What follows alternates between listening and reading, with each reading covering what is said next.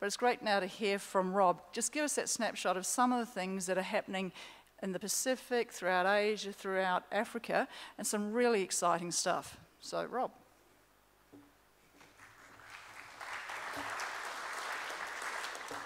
Heather doesn't believe me, but in the tradition of the great Australian sprinters like Farlap and Tulloch, I'm going to really gallop, Heather. And what a rewarding day. A new acronym for ANZAC, Australian New Zealand Animal Control. I thought that was terrific. Our possums eat from our compost bin. It's a different world, isn't it? Now, why does the Rob Youl Heart Foundation give ticks to New Zealand? Well, in 1970, my first trip here, obviously, I was a callow youth. I hitchhiked all around. Going across the channel from Bluff or Invercargill to Stewart Island, I noticed these oyster dredges, and later on I was lucky enough in a pub in the middle of the North Island to win a tin of Bluff oysters. So I trust Nick, every person here gets 3 dozen tonight for dinner. I was here for a conference in 1980 and back again in the 1990s and 2000s. I was very lucky in the late 1990s to do some travel with Don Ross and the Trust, and I met my very good friend Ewan McGregor, who's here today. He's the Deputy Chair of Hawke's Bay Regional Council, and I've lately been to Cape Reinga, as you know, Gisborne, and I've also was here for the 2006 meeting in Wellington it was, and it's really evident now how much has happened since then. Two instances today. Firstly, Rob's talk about the tip up near Tauranga. That was mentioned as being a potential problem. 6 years later, look what's happened, how much positive has come out of that. Similarly, the problems with dairy effluent, people were really worrying about them 6 years ago, and here we're seeing some marvellous progress. For me, my next ports of call in New Zealand are Blackball and the Chatham Islands. We've got a bit of bush, retired forester, in some country Landcare groups and our city Landcare group, as you'll see. That's the sort of forest we have. We've got 220 acres of it, 220 hectares, and some totally different from the New Zealand bush. But, you know, the two countries are tantalisingly similar and with lots of superb similarities, but some amazingly interesting divergences as well. So that's the sort of bush we have for conservation. My plan today is to give you a quick summary of facets of Oz Landcare, and I've debated about this, a hell of a lot of them been covered, and I'm going to rip through them, but there's some things I think probably still worth mentioning. Because I do this because I showed some Thai visitors around about 6 months ago. The very nice thing about that is Karen Brisbane, who's here today, she's going to join them in Thailand. They have salinity problems in the rice growing areas in the northeast, so this is sort of partly what it's about, a lot of networking and keenness to help people. So I'll rip through those, and then I'll be covering, much more interestingly I think to you, where Landcare is spread overseas and what it might do next. So this is what I showed our visitors. Facilitators, has been mentioned already. There are lots of facilitators, and there was an allusion to one group with 11 coordinator facilitators. That's the Bass Coast Network. Some of them work part-time, but it is an amazingly successful entity, you can imagine, with that sort of muscle behind the community. And as also mentioned, networks appear to us in Australia to be the best configuration to share resources. Science, yes, a lot of direct collaboration between the science community and farmers and other landowners. Highly desirable. Consultation, a bit like here, I got the sense earlier from Rob, there's not enough of it. It needs to be going on all the time. I think it sort of comes and goes in waves, and when there isn't enough of it, well, problems ensue. But bold concepts, that's something you will see on in Australia. Some of the projects now are going, well, one of them I can think of covers 3 states, the western boundary of New South Wales, and it'll run right down the borders of South Australia and Victoria to the Portland, Mount Gambier area, called Project 141. And and Gondwana Link's another one, hundreds of kilometres connecting the southwestern corner of WA with the edge of the wheat belt and the start of the Nullarbor, essentially. And enterprise, I was really interested in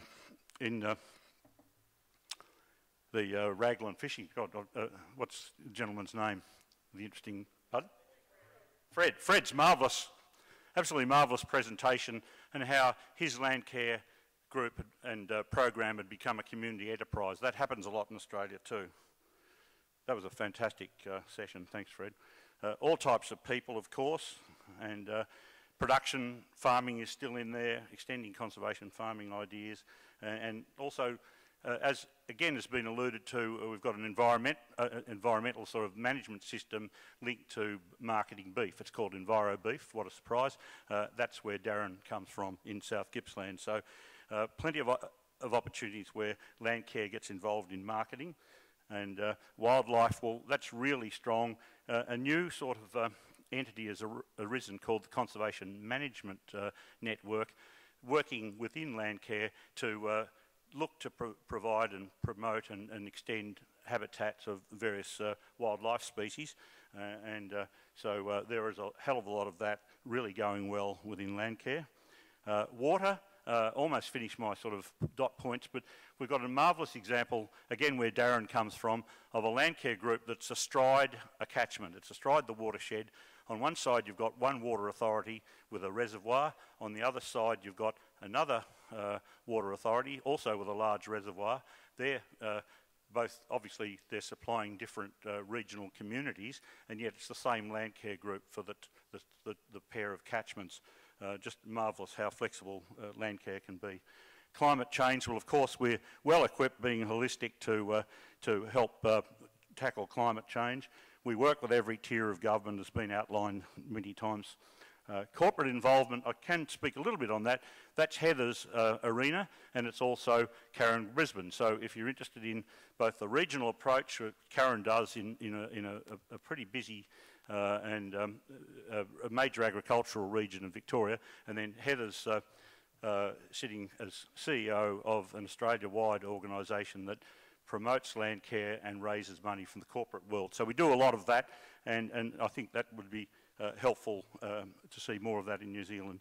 And one of the things our Thai visitors loved was the Landcare shopping bag. They love shopping too. It surprised me, but you'd think it'd be some bargains in Bangkok, but they were really impressed with the Landcare shopping bag, which is Australia-wide.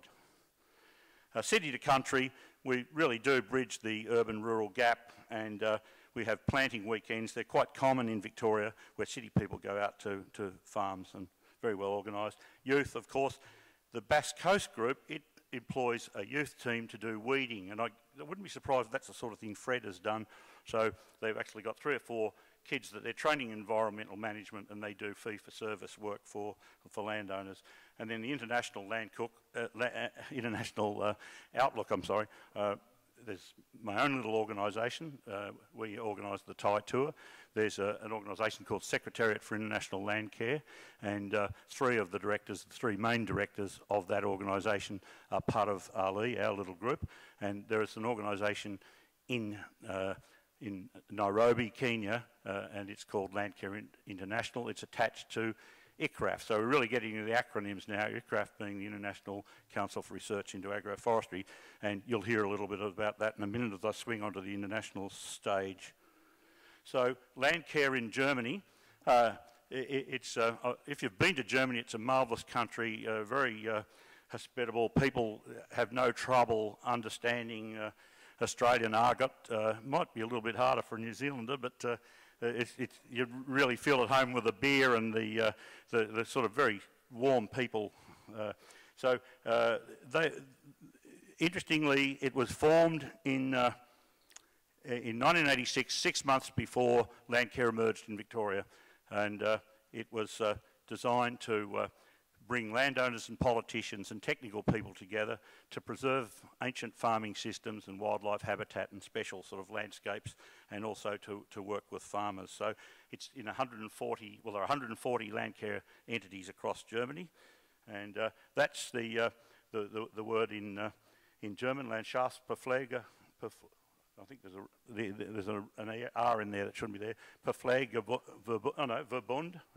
Sorry, it's beyond me. Let's get back to my Schiller and Goethe. It means, anyway, Landscape Care Organisation, so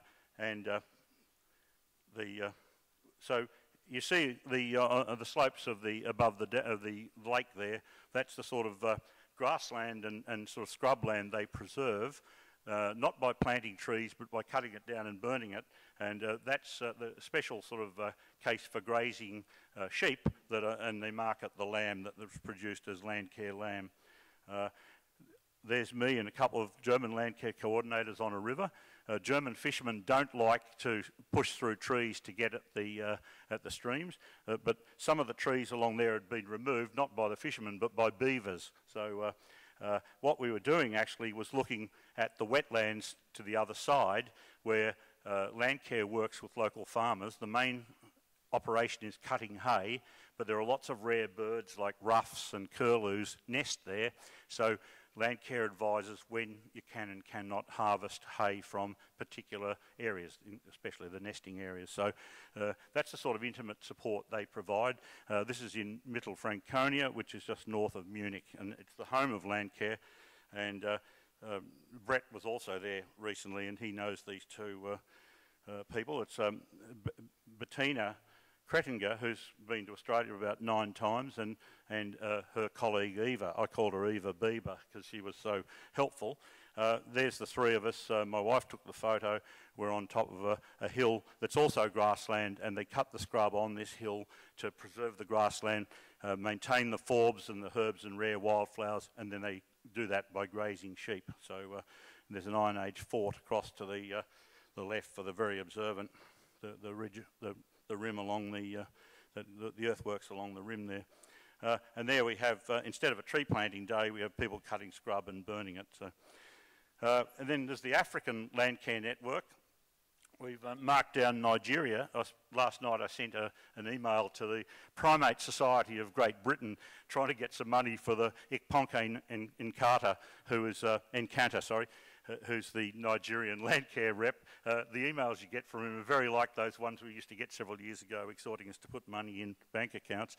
But it's perhaps a little bit more legitimate on the east coast. You can see it runs from Ethiopia right down to the Republic of South Africa, and I'll explain a little bit more in a minute. So it's a really vibrant scene there and growing all the time. So in South Africa, you'll see quite a bit of emphasis on junior Landcare and community work in tribal areas on farms. What do they deal with? Some pretty severe erosion, obviously, among many other things. Again, that's an award system they've got, and I think there's some more junior Landcare. And so forth. But in 1997, a group of South Africans came out here to a conference we had at Adelaide. They had a good look around in 3 states in Landcare. They worked on it for about 3 years and launched Landcare. It was top down, but it was from the government, very well thought out, and a lot of support then from the Australian government. And so it's now so strong that South Africa is financing the African Landcare group to the tune of $100,000 a year. So that's a source of great pride to all of us.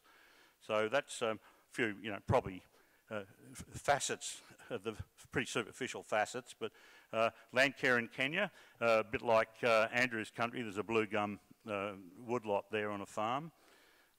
And also, again, as ever, Landcare is a great way to get people together to share information and do planning.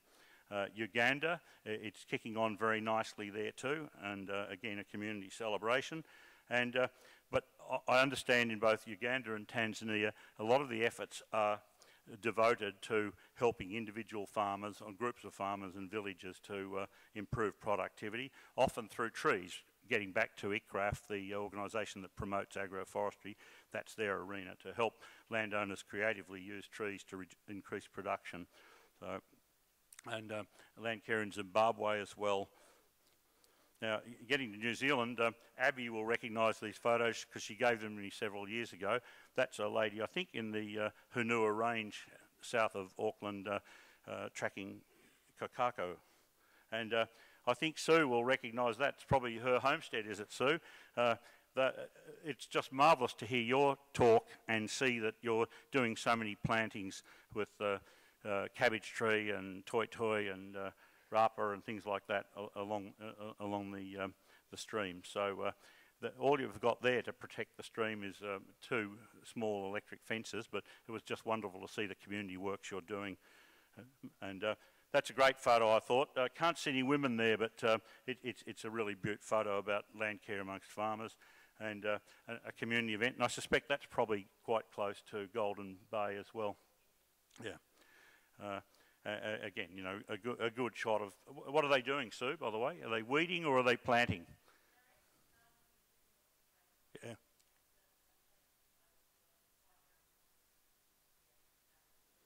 It's extremely rare to see a non-ephemeral stream in Australia. They're just about all ephemeral. So well, I was amazed. I didn't think there were any in New Zealand that didn't flow all the time. Yeah. Now, the Philippines, Arnie was very pleased about this.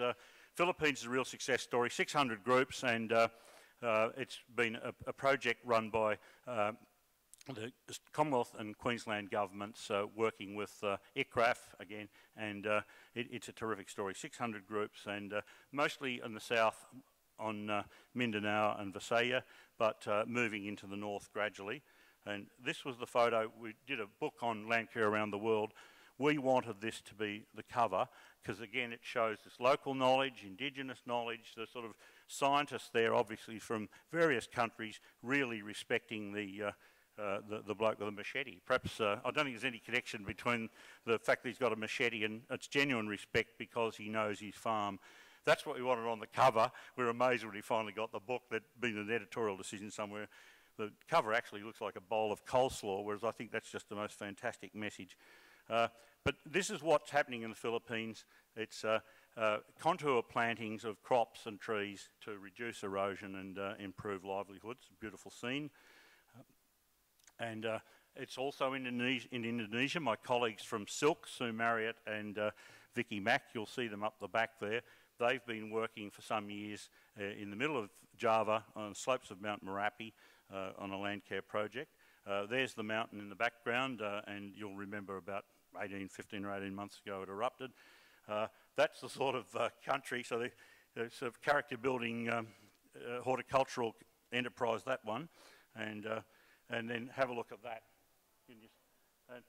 We, of course, from our distant vantage in Australia, say, well, why the bloody hell can't you do the Philippines sort of contour stuff in Indonesia? So so far we haven't managed to sort of cross-fertilise, but that's a great aim of ours to take Indonesian people to the Philippines. That part of the Philippines, Mindanao, is Islamic anyway, so there's a cultural and religious connection, but surely with that, I mean, that I've seen other slides where the water's just cascading straight down the slopes. But anyway, that's the way they do it, and I guess they've been doing it a long time.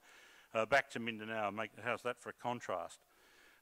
Landcare in the US, there are a few projects in the east, in Virginia and North Carolina, and but there's been a bit of a push, and Karen was part of that, to extend Landcare to other states. There are lots and lots of Landcare type projects, believe me. It's not that they don't have the community environmental projects, but in Virginia, the farm that you can see, it's a former mental institution, and it's now a community sustainability centre.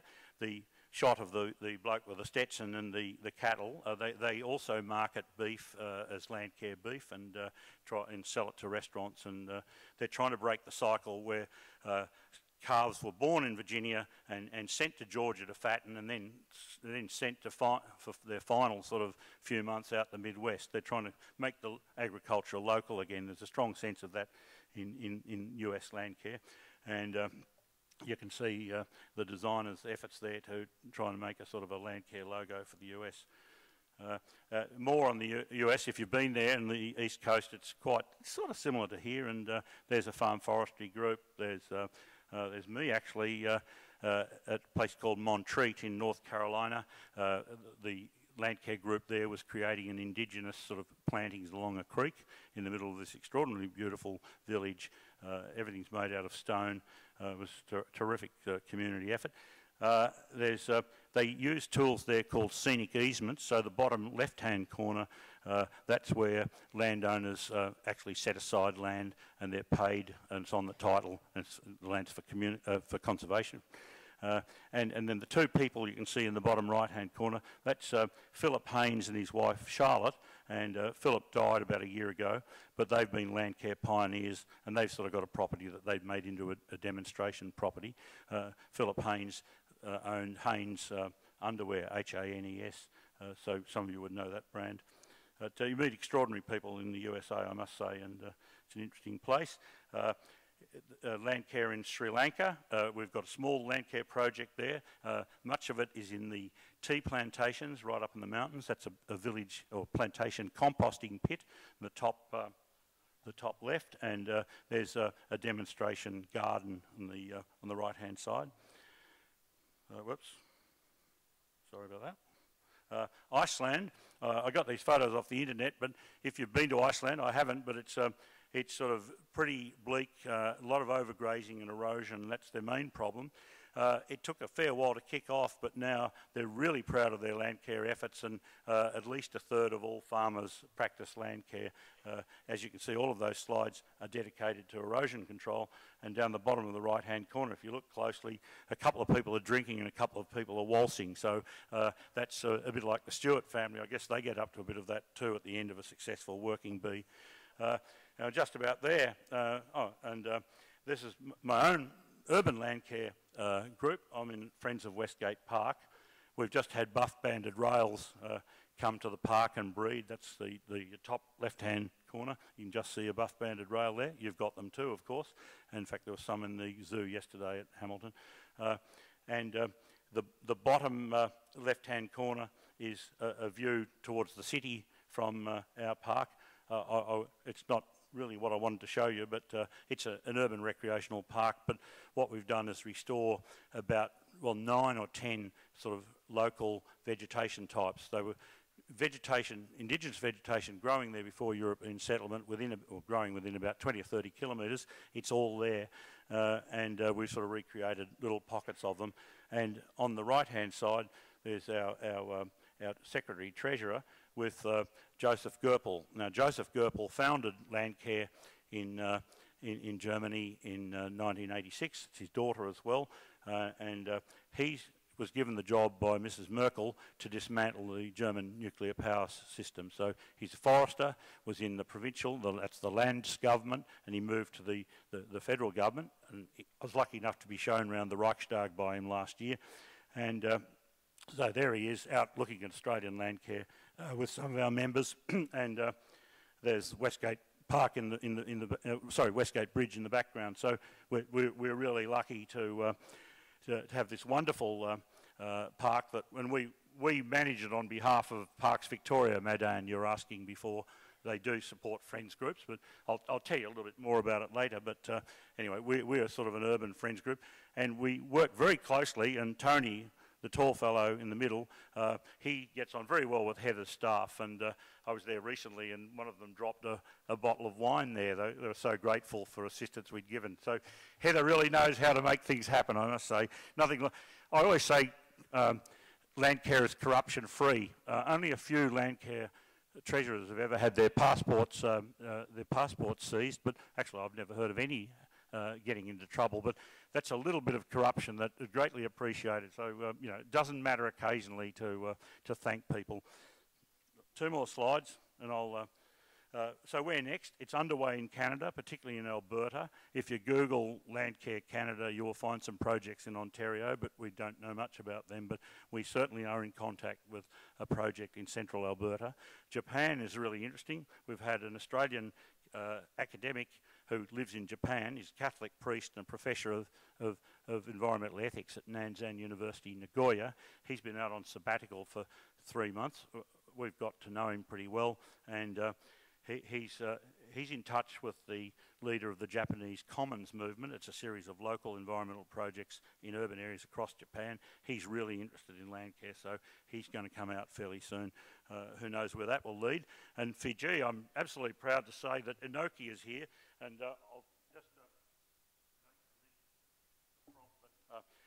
Anokhi, we've known each other for a little while, but Anokhi Radikolu was here. Where are you, Anokhi? Up the back.